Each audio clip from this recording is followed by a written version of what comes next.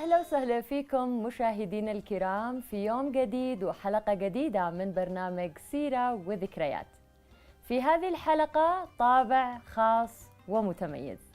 ضيف حلقتنا لليوم دائما نقرأ عن أخباره وعن إنجازاته وعن إبداعاته دائما في وسائل التواصل الاجتماعي، في الأخبار، في النشرات. إنما اليوم حاولنا نقترب منه أكثر وحاولنا نغوص في تفاصيله وفي ذكرياته اللي ما زالت عالقة في الذاكرة. ضيف حلقتنا لهذا اليوم وزير سابق للثقافة والإعلام، عضو مجلس شورى، سفير سابق، وزير لشؤون الوحدة. لعب دور مهم جدا في محاورات ومفاوضات عمل لجان الوحدة لغاية ما تم إعلان اتفاقية الوحدة اليمنية وقيام الجمهورية. من مواليد صنعاء، حي القزالي، عام 1948. رحبوا معي مشاهدينا الكرام بضيف حلقة اليوم الأستاذ يحيى العرشي. أهلا وسهلا فيك أستاذ أهلا يحيى. مرحبا بكم. سعيدين ومنورين شكرا جزيلا فيك معنا، وشكرا على هذه الاستضافة الجميلة. الله يعطيك العافية. حياكم الله. أستاذ يحيى، برنامجنا نتكلم فيه عن الذكريات، عن الأشياء اللي ما زالت عالقة في الذاكرة ولها مكانة خاصة في قلوب ضيوفنا. من بداية صنعاء القديمة، أحيائها البسيطة، مدارسها المتواضعة، هذه الأشياء كيف ساهمت في حياة طفولة الأستاذ يحيى العرشي؟ وكما ذكرتي أنا من مواليد صنعاء، حي القزالي. أشعر بأن دائما أن صنعاء هي تسكنني وأنا أسكنها، حتى لو غبت عن اليمن أشعر وكأنني في حي القزالي في صنعاء. صنعاء دائما تترك أثرها الكبير، ليس فقط لدى مواليدها ولكن لدى من يعيش فيها. وأعتقد بأنكم جميعا تلاحظوا أن خصوصية الحياة في صنعاء تجعل من الذكريات لها نكهة خاصة ولها جمالها. وكما أن طقسها أيضا طقس جميل. تصوري نحن الآن في بداية الشتاء وطقس صنعاء يظل حتى في الشتاء كما لو كان في الربيع، مقارنة مع ما هو عليه الحال في بلدان أخرى. صحيح. من الصقيع ومن البرد. صحيح. فالذي خطط لمدينة صنعاء ما بين هذه الجبال وما بين هذه الهضاب خطط لها بعناية، أولا كمنطقة زراعية، والشيء الآخر بأن تتوفر المياه من خلال سقوط الأمطار وانحدار المياه من الجبال إلى صنعاء. تظل صنعاء خضراء وتظل متميزة. حياة صنعاء التقليدية حياة جميلة، والترابط السكاني في مدينة صنعاء طبعا في ذلك الوقت كان يعبر عن تضامن وعن تكافل في واقع الحال لدى أبناء الحارات والحارات. هكذا أتذكر بأنه في حالتنا في القزالي أولا كل دكة باب معروفة بأن هذا لفلان، أو دكة المرأة تختلف عن دكة الباب تختلف عن الرجل. ولكل شخص أسلوبه في دكة الباب، فنعرف الحي من دخل البيت ومن خرج. وكذلك عندما يظهر السراج متأخر في بيت من البيوت تتساءل العائلة، يا والله ما معهم، يا أما أنه تأخر، صحيح، يا أما أن لديهم مرض، يا أما لديهم مولاد، يا أما أن لديهم شيء من هذا. وأجمل ما في صنعاء في الواقع هي المقاشم. هذه المقاشم البساتين، يعني هي تأتي ما بين 3-4 شوارع أو أحياء مطلة على هذا البستان. من جهة يعطي تهوية وأكسجين للحي، ومن جهة أخرى هي البقالة. هي السوق المصغر للحارة، يأخذوا منها الخضار ويأخذوا منها احتياجاتهم من الروائح مثل الشذا ونحوه.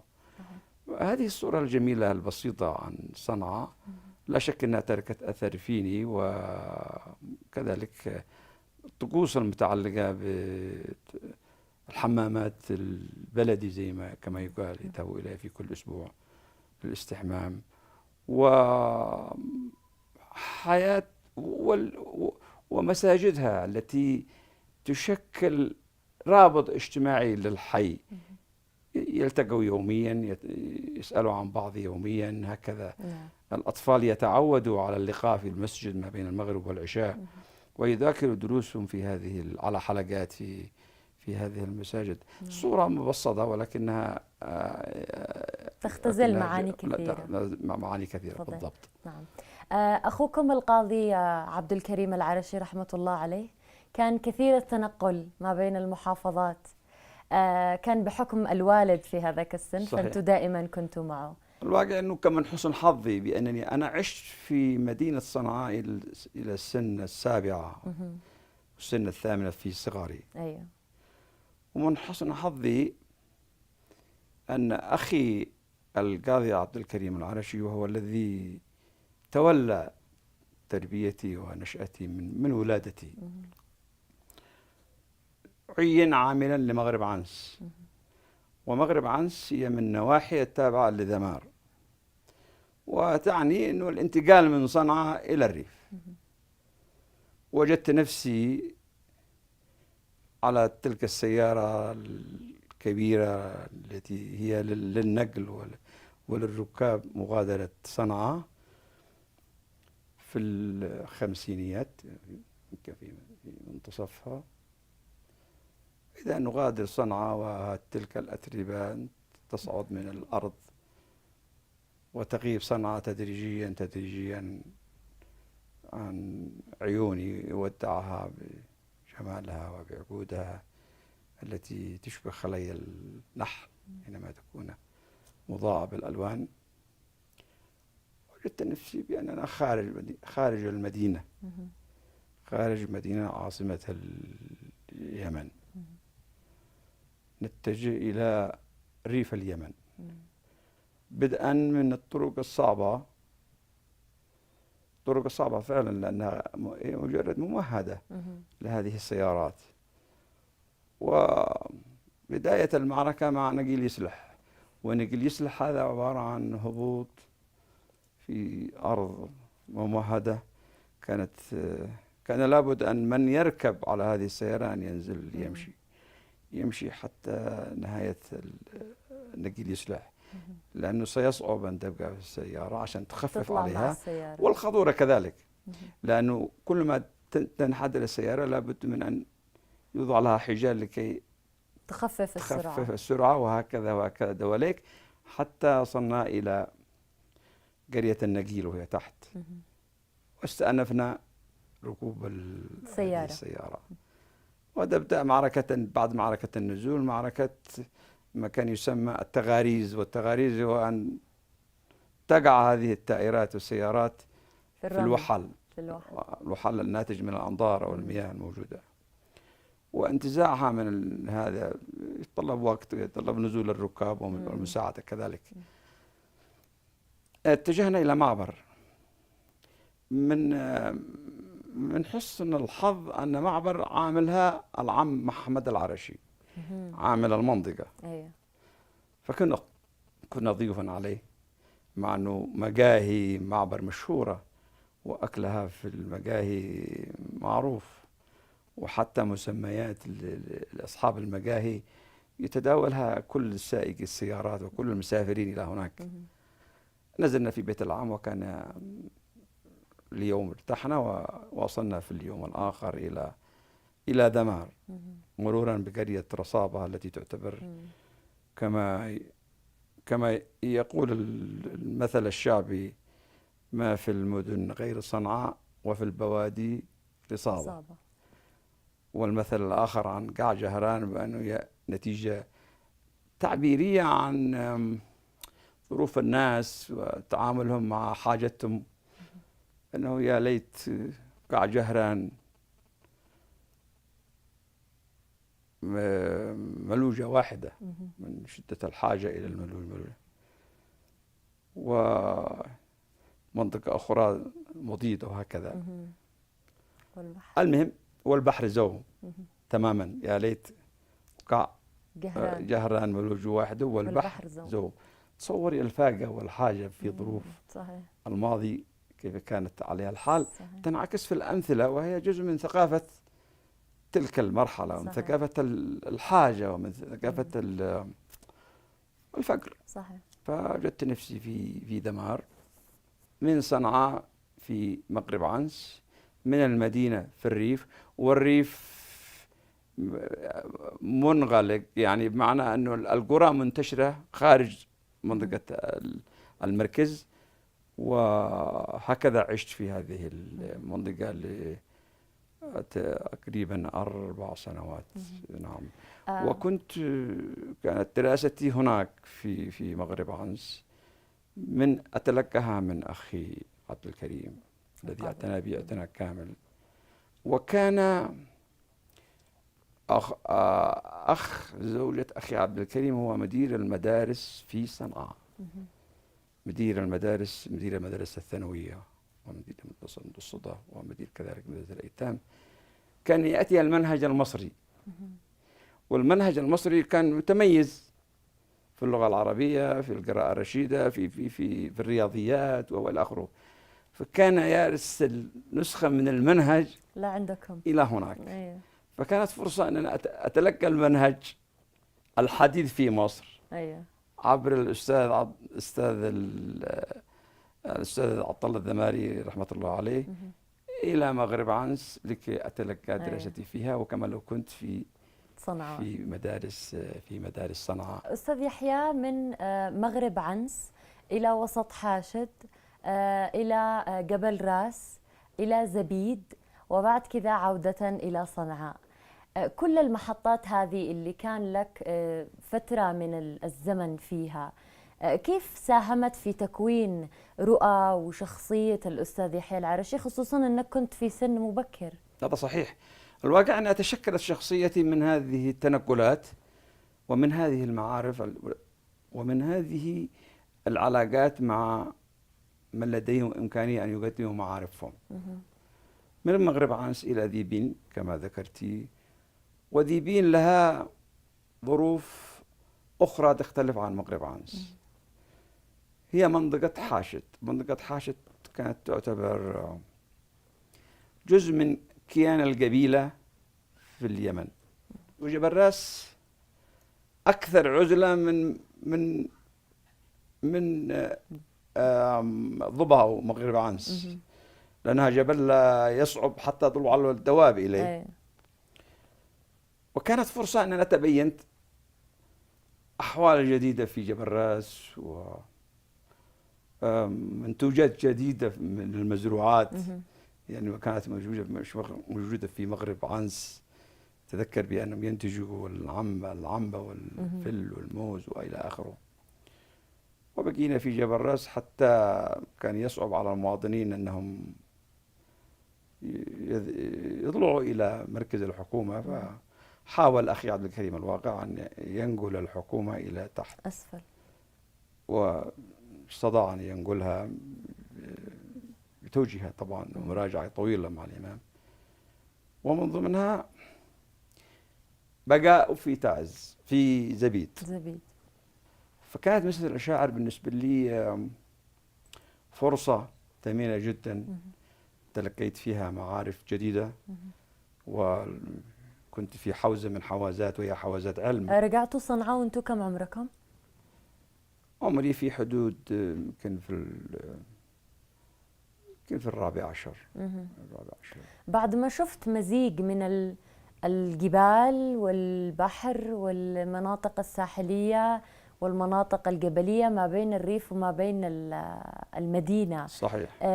إيش الصورة الذهنية اللي تكونت في ذهنك؟ الصورة الجميلة عن البحر كما ذكرتي، لأنه الانتقال من ذيبين إلى جبل راس يعني المرور إلى الحديدة. وجدت نفسي في الحديدة، من المنطقة الجبلية تجد نفسك في شاطئ البحر. كانت في الواقع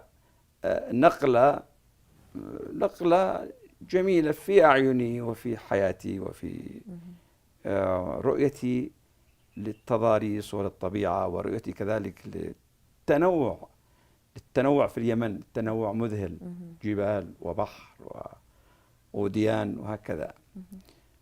فهذه الصورة ظلت ملتصقة في ذاكرتي وما زالت حتى الآن، بأن البحر، رؤية البحر لا يضاهيها رؤية أخرى. خضنا كثير في تفاصيل الانتقالات من حقبة إلى حقبة زمنية. لو رجعنا بالحديث إلى ذكريات الأستاذ يحيى العرشي، وما هي الأشياء اللي ظلت باقية في الذاكرة؟ هو الواقع كما ذكرت لش في سياق الحديث، لأنه لم أعش طفولتي كما كنت أريد. يعني طفولتي انتقلت بسرعة إلى حياة الكبار. انتقالي إلى حياة الكبار يعني بأنني أعيش هموم ومشاكل وطموحات الكبار وظروف الكبار. نعم. استفدت من هذا الجانب في الواقع. استفدت من هذا الجانب بأنني تلقيت معارفي في وقت مبكر من الكبار وبحياتي معهم. ولهذا ومن حسن حظي أني لم أتأثر كمان بالجانب السلبي لحياة الكبار. يعني بمعنى لم أخزن ولم أدخن، ولكني كنت منهم، كنت من الكبار. وهكذا عشت في بداية الثورة. وكان أجمل ما أتذكره بأنه انطلقت الثورة في ذلك اليوم في 62 في المساء، حينما سمعنا دوي المدافع. وتذكرت اليوم ألسنة المدافع وقتها مقبولة الدعوات طاهرة الفم. يعني بمعنى المتغير في ذاكرتي القوي هو قيام ثورة 26 سبتمبر في ذلك المساء. أيوة. ونحن في صنعاء ونسمع دوي المدافع ونشاهد صباح. كم كان عمرك تقريبا؟ كان عمري في هكذا ما بين 14 15 سنة. فكان هذه الصورة، صورة المتغير القوي جدا في حياتي، بعد أن كنت قد لاحظتها في الحديدة حينما تم للشهيدين اللقية والعلفي والهندوانة إطلاق الرصاص على الإمام، ولكنها فشلت. بالنسبة لجانب التعليم قبل الوحدة وبعد أو قبل الثورة وبعد، هكذا تم. وكان من حسن حظي أن أعود للدراسة في دمار في المدرسة الشمسية بعد الثورة. نعم. أوكي. لسبب أن أخي تعين عاملا لدمار أو محافظ لدمار. فكان انتقالي إلى هناك. بدأت مشوار حياتي دراسة جامعية هنا في صنعاء، كانت دراستي هنا في صنعاء. أيوة. وبدأت مشوار حياتي العملية. بدأت المشوار في سن مبكر. دراستي كما ذكرت لك تلقيتها في المدارس. لم يكن هناك جامعة في أيوة. صنعاء. بالانتقال من مكان إلى آخر. من مكان لمكان، بدرجة أساسية في مدرسة الأشاعر في جبيل. أيوة. ومدرسة الشمسية في دمار. وكذلك في صنعاء. لكن هناك لم يكن هناك في ذلك الوقت الجامعة ظهرت في السبعينات، في بداية السبعينات. أول منصب مسكته أو أول عمل تلقيته؟ عينني المشير السلال في الواقع، عينني في الحديدة. عينني في الحديدة وقال لي تمسك في محافظة الحديدة مدير عام مكتب المحافظة. وبقيت في محافظة الحديدة حتى حركة نوفمبر. حركة نوفمبر أنشئت مصلحة جديدة اسمها مصلحة الشؤون الاجتماعية والعمل.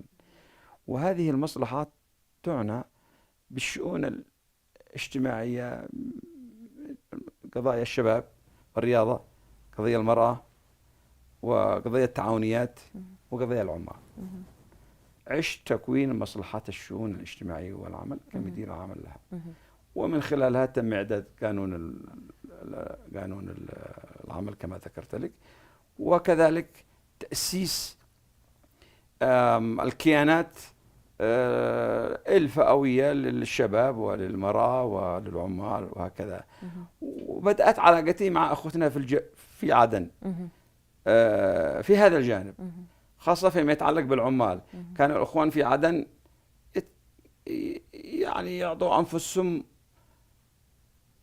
أنهم الأكثر قرب من العمال والحركة العمالية وتنظيم الحركة العمالية وكذلك البروليتارية والبروليتارية، وأن هنا في تأخر في هذا. فحاولنا أن ننسق للتعاون في هذا بحيث أنه لا يبقوش العمال ضحية لهذا التباين. نعم. خاصة والعمال اليمن هم عمال الواحد في هناك وهنا. صحيح. وكلهم ضباحة، اشتوا من يديرهم. صحيح. ومن يحسن أوضاعهم. نعم. فالتواصل معهم أفاد، وكذلك حال دون ملاحقة النقابيين في صنعاء أو العكس المتعلقين بالحركة العمالية في الشمال في عدن. كما فوجئت كنت في مهمة في مؤتمر وزراء العمل العرب في القاهرة، والأستاذ عبد العلي عثمان وكان رئيس الوفد وأنا كنت عضو فيه، وآخرين الأستاذ أحمد الويسي وآخرين. فشاركنا في عهد الرئيس جمال عبد الناصر في مؤتمر مؤتمر العمال اليمن، وكانت مشاركة اليمن مشاركة مشرفة حقيقة، سواء بما قدمنا من أوراق تتعلق بالجانب الاجتماعي وجانب العمال، أو ما يتعلق بالطموحات لتحسين وضع هذه الشريحة في المجتمع اليمني.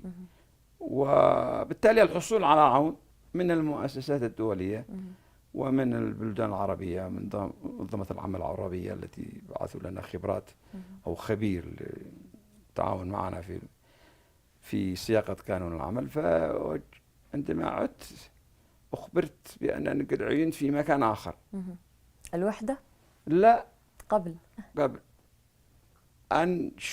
أنشأت الدولة يومها مصلحة للضرائب، مثل ما أنشأوا مصلحة الشؤون الاجتماعية. وإذا مصلحة الضرائب لا تقوليش إنشاء برضه. وإنشاء. هكذا كانت مسيرة حياتي. وجدت نفسي في مصلحة الضرائب بختلف تماما عن اللي طبيعة كنت فيه. عملها عن حياتي في العمل في الشؤون الاجتماعية. صحيح. فقال لي، كان يوم كرشمي رئيس وزراء والقاضي الإرياني عندما قابلنا قالوا لي الحين اليمن في حاجة إلى المال. وهذا الجوانب الاجتماعية والجوانب النسوية والجوانب الشعبية تشتي فلوس. من حين شيء اتحاد نسوي ولا اتحاد ولا النشاط الرياضي ومؤتمرات تشتي إمكانيات. صحيح. خلينا نحصل أول على الإمكانيات، تشتغل في الضرائب بعدين. وكان رئيسي الأستاذ محمد الرعدي في الواقع، أستاذ محمد أحمد الرعدي. أنتوا الاثنين، هذا الرئيس وأنت الوكيل، مش مدير عام، أرقى من مدير عام. أنت وكيل المصلحة، وهذا الرئيس وهذا القانون حق إنشاء المصلحة، ولكم ما تريدون من إمكانيات. أستاذ يحيى، ما شاء الله، لعل المناصب أو المهام اللي توليتها كثيرة وكلها مهمة بالتأكيد، ولكن المحطة الأبرز اللي دائما ما تذكر ويذكر فيها اسم الأستاذ يحيى العرشي هي مرحلة توليكم لشؤون إدارة الوحدة. فكلمنا عن أبرز المحطات اللي موجودة بهذه الفترة اللي لا زالت إلى الآن عالقة في الذاكرة. في الواقع بأن محطة الوحدة هي محطة ليست محطة وظيفية، هي محطة وطنية. نعم. وكان لي الشرف أنني أخوض في هذا العمل وفي هذه المهمة حينما كنت سفيرا في المغرب، ثم عينت في ألمانيا واستدعيت لتسلم وزارة الوحدة. أحسست بأنني تسلمت قضية، تسلمت شيء مهم، جوهرة ليس لها علاقة بجوانب مالية وإدارية، ولكن لها علاقة بقضية الوحدة، استعادة الوحدة اليمنية. هكذا تسلمتها، وكنت سعيد بأننا تولاها، وربما هي المهمة الوحيدة التي لم أستقيل منها. وزارات سابقة وعمل سابقة كنت أحيانا أصل إلى اقتناع بأن الاستقالة أفضل من البقاء في هذا الموقع لأسباب أخرى. نعم. لم يكن في إمكانكم أن تستمعوا إليها بحكم الوقت البرنامج. هكذا قضية الوحدة، فكنت سعيد بأننا أبدأ مشواري معها، وبدأت مشواري معها بكل تفاؤل. أولا علاقتي بأخوة في عدن كانت علاقات أخوية حتى مع المسؤولين، مع المسؤولين ومع قيادات في عدن كانت علاقات طيبة، كانت تعطيني أمل وتعطيني تفاؤل بأنني سأعمل شيء في هذا، لأنه اتفق ما بين الرئيس علي عبد الله صالح والرئيس علي صالح محمد أن نرتفع بمستوى التعاون الوحدوي، وأن تختار وزير لهذه المهمة. اتفق بين الرئيسين علي عبد الله صالح وعلي ناصر محمد على اختيار وزير من جانبك ووزير من جانب عدن ليتولوا مهمة العمل الوحدوي، ويتولوا كذلك سكرتارية المجلس اليمني للأعلى واللجنة الوزارية. فكان هذا موقعي وبدأت مشواري مع هذا العمل، وكنت سعيد جدا بأنني عملت ما أمكنني من جهد ما بين الشطرين. أولا فيما يتصل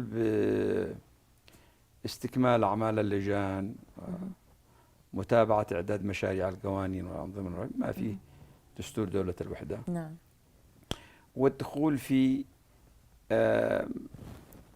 إنهاء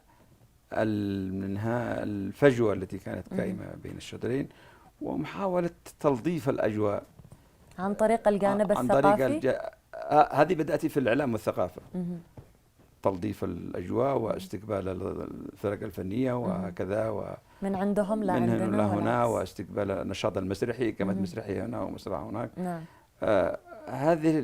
هذا الجانب تم في أثناء عملي في وزارة الثقافة لكي تقرب نقطع الأجواء المتوترة والفجوة، وإزالة ما كان هكذا. وفي كانت فرصة بالنسبة للتواصل المكثف بأعداد كبيرة بهذا المستوى، تواصل عائلي، لأنه معظمهم من تعز ومن أب والعكس. نعم. يلتقوا مع أهلهم. لكن طبيعة العمل الوحدوي أخذت بعد أقوى وأفضل، ساعدني على أن أعمل الشيء الذي تيسر، وكانت الأمور تسير في إطار المؤسسة الوحدوية اللي هي المجلس اليمني الأعلى واللجنة الوزارية وهذه السكرتارية. نعم. وتحققت إنجازات طيبة. ولكن أحداث 86 في عدن خلقت أجواء جديدة في الواقع، خلقت أجواء جديدة في طبيعة التعامل والتعاون. وانتهى زميلي، استشهد زميلي محمود عشيش، وهو من رداع كما محمود عشيش، استشهد في أحداث 86، كان نظيري في شؤون الوحدة. نعم. في الجنوب. استشهد وهو يسعف أحد المصابين إلى المستشفى، وصفي في بوابة المستشفى. هذه الأحداث المأساوية.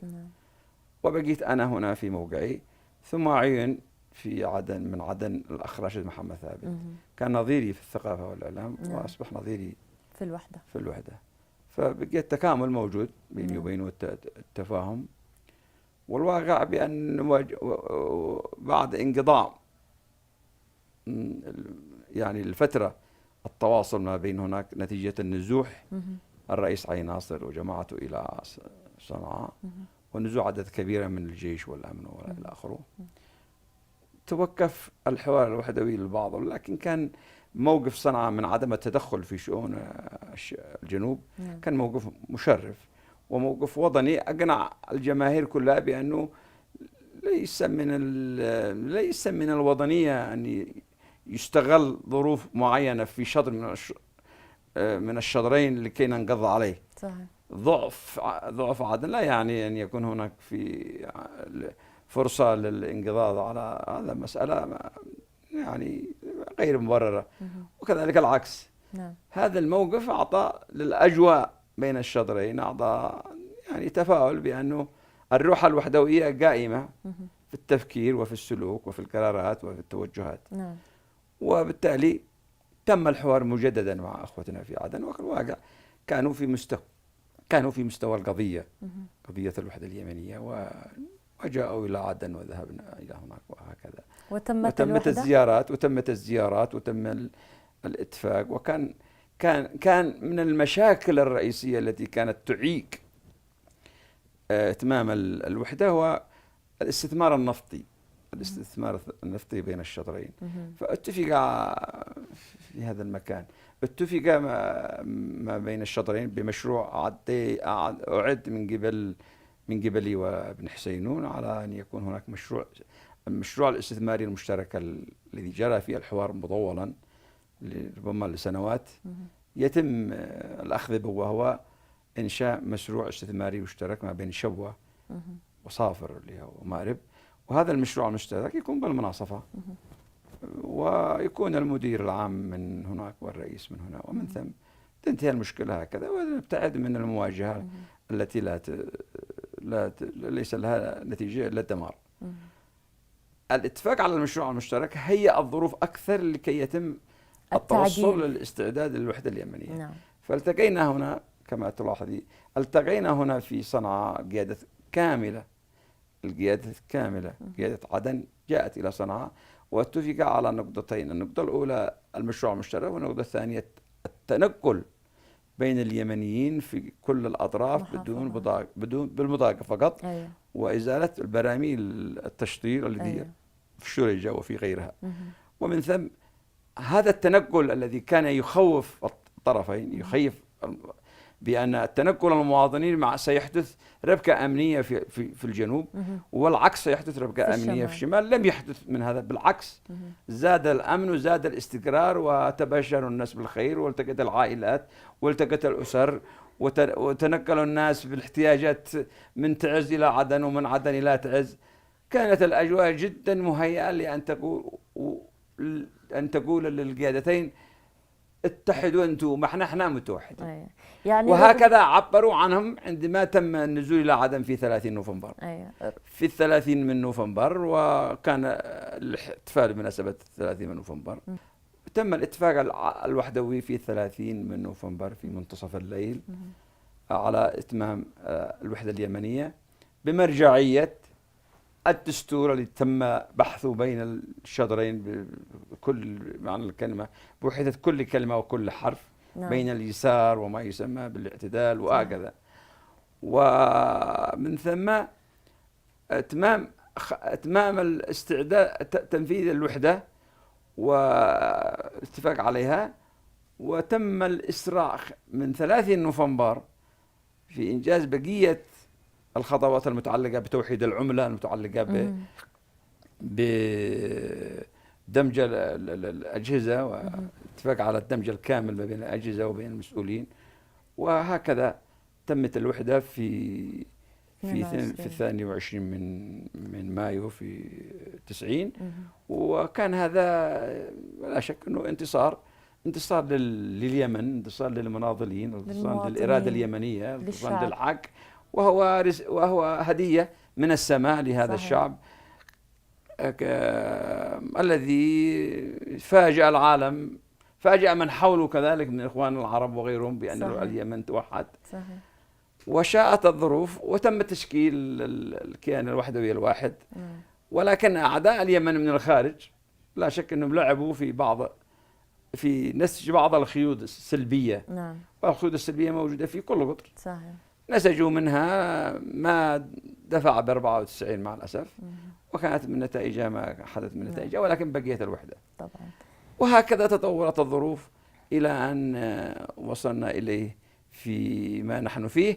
وعودا على السؤال وانت سألتي قبل أن تتم المقابلة عن الوحدة، وقلت لك بالنص بأن الوحدة هي التي ستدافع عن استقلال اليمن. نعم.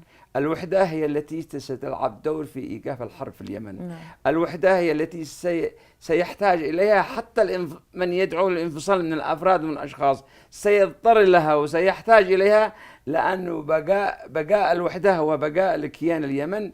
ومن خلال بقاء الكيان الوحدوي تستطيع الفئات وتستطيع الفصائل أن تفكر كيف تدير أحوالها وأموالها وثرواتها وإلى آخره، وأن تجسد العمل الوحدوي في بناء مؤسسي حقيقي متعلق جميل. بالقضاء، ومتعلق بالجيش، متعلق بالدولة، متعلق بالجانب السياسي، متعلق بالانتخابات، متعلق بالمجالس المحلية وبالإدارة المحلية، بالحكومة المحلية لأي إقليم.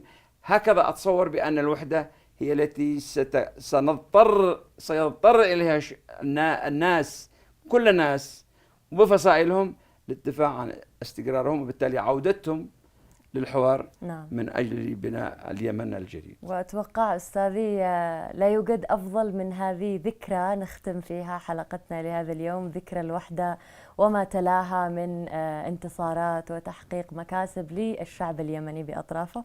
أشكرك شكر جزيل أستاذنا. شكرا جزيلا. شكرا على حسن الاستضافة. ونتمنى لكم التوفيق في الله هذا البرنامج. شكرا جزيلا لكم. لنا لقاء في بإذن الله. ظروف أحسن بإذن إن شاء الله.